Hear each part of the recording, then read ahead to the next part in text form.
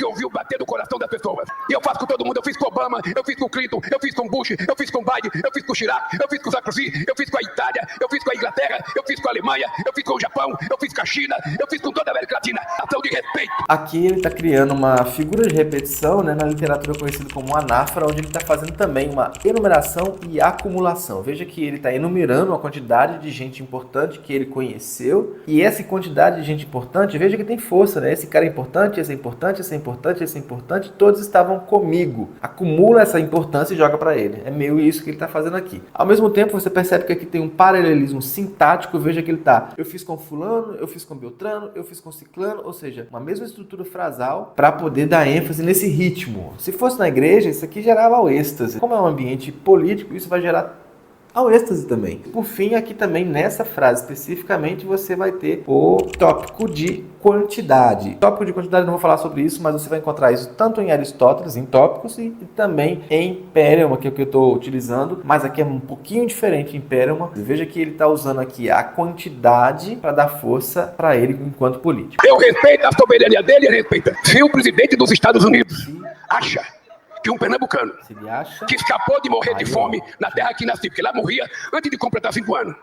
Se um cara que escapou, se um cara que perdeu 3 eleições, se um cara inventaram uma mentira para me prender, tentaram oferecer uma liberdade negociada, e eu disse, eu não troco a minha dignidade pela minha liberdade. Dignidade é uma coisa que eu recebi da minha mãe. A liberdade eu ia receber de um delegado. Portanto, eu quero dizer... Ele não concluiu, mas era um si alguma coisa. Ele parou nesse si. Aqui ele está querendo mostrar a força dele, da história que ele tem, e ao mesmo tempo ele está criando aqui um ethos de credibilidade. E aí ele cria essa antítese e aumenta o valor da dignidade. Não está assim, de um lado a dignidade e do outro lado a liberdade. É dignidade e liberdade. É meio que isso que ele está querendo fazer e se coloca nessa posição aqui. Com todo respeito ao presidente Trump, o senhor está mal informado, muito mal informado. Os Estados Unidos não têm déficit comercial com o Brasil. Legal. Aqui, ó, ele está falando, é o orador, que é essa pessoa de chapéu, é o orador, e o auditório. Então, é um auditório heterogêneo. Nesse início de frase, de fala que ele está falando, é um auditório mais popular. Veja que nessa segunda parte agora, ele está falando aqui, ó, déficit comercial, superávit, talvez ele vai falar sobre isso, balança comercial. Essa linguagem não é para esse público aqui, para esse auditório. Ele está, então, já entrando em outro auditório, um auditório particular, tem mais associação com questões econômicas. O Brasil que tem déficit comercial com os Estados Unidos. Só para vocês terem ideia, em 15 anos, entre comércio e serviço, nós temos um déficit de 410 bilhões de dólares com os Estados Unidos. Ele consegue sair, então, ó, veja.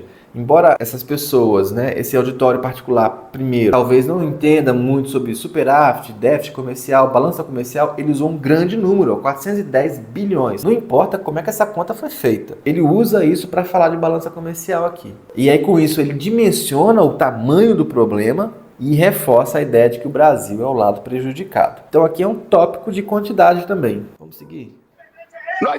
Eu que deveria taxar ele. Agora, qual é a razão que ele aponta a taxação? Primeiro, com base numa mentira. Que os Estados Unidos não é difícil. Uma base de uma mentira, de um lado a mentira e do outro lado a verdade. Quem é que está com a verdade? Ele. Quem é que não quer ficar perto da verdade? Meio que, retoricamente, é isso que está sendo construído aqui. Com o Brasil. Segundo, qual é a lógica dele? No processo Bolsonaro, pare com isso imediatamente, mas imediatamente.